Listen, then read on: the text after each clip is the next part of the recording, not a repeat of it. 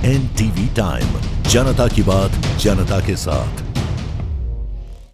धर्मजयगढ़ में फूटा जन आक्रोश। डीबीएल की खदान विस्तार परियोजना के खिलाफ आदिवासियों का महाविस्फोट।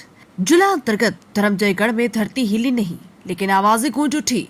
9 अप्रैल 2025 को धर्मजयगढ़ में हुई जनसुनवाई में दिलीप बिल्डकॉन कंपनी लिमिटेड यानी डीबीएल की पत्थर खदान विस्तार परियोजना के खिलाफ हजारों ग्रामीणों का गुस्सा ज्वालामुखी बनकर फूट पड़ा। हाथों में बैनर, चेहरों पर प्रतिरोध और दिल में जंगल जमीन को बचाने का जुनून लिया आदिवासी समुदाय ने एक सुर में सरकार और कंपनी को चेतावनी दी। हम अपनी धरती नहीं बिकने देंगे, किसी भी कीमत पर। परियोजना नहीं, ये आदिवासी अस्मिता पर हमला है। जनसुनवाई के नाम पर बुलाई गई इस बैठक में ग्रामीणों ने डीबीएल कंपनी के EIA यानी पर्यावरणीय प्रभाव मूल्यांकन रिपोर्ट को पूरी तरह से खारिज कर दिया। उनका आरोप है कि रिपोर्ट में पर्यावरणीय सच्चाइयों को छुपाया गया है और ग्राम सभाओं की सहमति के नाम पर छल किया गया। धर्मजयगढ़ अनुसूचित क्षेत्र है जहां पैसा कानून है, लेकिन डीबीएल कंपनी ने बिना ग्राम सभा की वैध अनुमति के रिपोर्ट तैयार कर दी। ये केवल कानून का उल्लंघन नहीं बल्कि आदिवासी अधिकारों की खुली लूट है। हम जंगल के बेटे हैं, खदानों के नहीं। ग्रामीणों के हुंकार। प्रदर्शनकारियों ने साफ कहा, इस परियोजना से वनों पर निर्भर हजारों ग्रामीणों की आजीविका खत्म हो जाएगी। वनोपज, कृषि और पशुपालन जैसे स्रोत बर्बाद हो जाएंगे। जंगल की जैव विविधता और हाथी गलियारों पर भारी संकट मंडराएगा। आने वाली पीढ़ियां प्रदूषण, बीमारी और विस्थापन के अंधकार में झोंकी जाएगी। अगर सरकार ने नहीं सुना तो जनसुनवाई नहीं जन विद्रोह होगा। ग्रामीणों ने जनसुनवाई में केवल सवाल नहीं उठाया बल्कि आगाह किया कि अगर हमारी जमीन छीनी गई तो आने वाले समय में पूरे धर्मजयगढ़ में जन आंदोलन की ज्वाला धधक उठेगी। प्रशासन और कंपनी में जनता ने तूफान। जनसुनवाई के दौरान डीबीएल कंपनी और पर्यावरणीय अधिकारियों के पास ग्रामीणों के सवालों का कोई संतोषजनक जवाब नहीं था। उल्टा लोगों ने आरोप लगाया कि जनसुनवाई की प्रक्रिया को पहले से ही पूर्व नियोजित दिखावा बना दिया गया था। का जो क्षमता है, जो रिजर्व है, ये जो हमारी भारत सरकार का संस्था बनाता है, उन्होंने बताया कि 9,66,731 टन है इसकी क्षमता बस। और ये प्रति वर्ष उत्खनन करने का जो क्षमता बता रहे हैं वो 6,95,6 टन से ऊपर।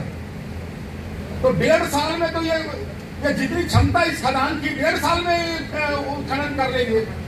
तो 30 साल का पट्टा क्यों लिया इन्होंने? और 30 साल का किसानों से भी लिखवाया है और 30 साल का पट्टा शासन से भी प्राप्त किया, खनिज विभाग से। क्यों? इसमें घालमेल है सर। आप ध्यान देंगे, जिस खदान का जो क्षमता है खनिज का वो कुल 9 लाख टन से थोड़ा ज्यादा है, 9,66,731 टन। और प्रति वर्ष ये उत्खनन करने की जो क्षमता बताया है, उत्पादन करेंगे वो 6 लाख टन करेंगे। तो 1.5 साल में तो खदान खत्म हो जाएगा। ऐसा नहीं है, इसकी क्षमता कहीं ज्यादा होगी। और अगर इन्होंने ऐसा लिखा है तो ये गलत है। आप इसकी अध्ययन कराइए और बंद करा दीजिए लोक सुनवाई को। पूछिए, अभी हम पूछेंगे उनसे। हम विलंब हो गए, नहीं तो हम शुरू में ही पूछते हैं, सब चीजों को पूछेंगे सर। और इन्होंने कहा है, जैसा आपको हमने बताया कि ये केवल सरकारी सड़क निर्माण में खर्च होगा। इन्होंने अपनी EIA में ये नहीं बताया है कि ये भारतमाला परियोजना में सड़क निर्माण में इनको कितना ठेका मिला है और सड़क निर्माण में कितने टन गिट्टी का इस्तेमाल होगा या उसमें कितना टन गिट्टी लगेगा, ये नहीं बताया है। फिर खदान इनको क्यों चाहिए? एक जगह ये EIA में ये भी लिखते हैं कि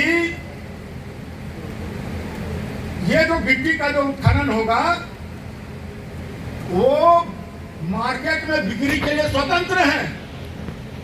इसलिए ये गिट्टी यहाँ डंप नहीं होगा, क्योंकि शर्तों में ये भी है कि आप यहाँ पर डंप नहीं कर सकते, यानी गिट्टी का भंडारण नहीं कर सकते। तो उन्होंने ये बताया है कि ये तो बिक्री के लिए स्वतंत्र है, तो डंप होने का सवाल ही पैदा नहीं।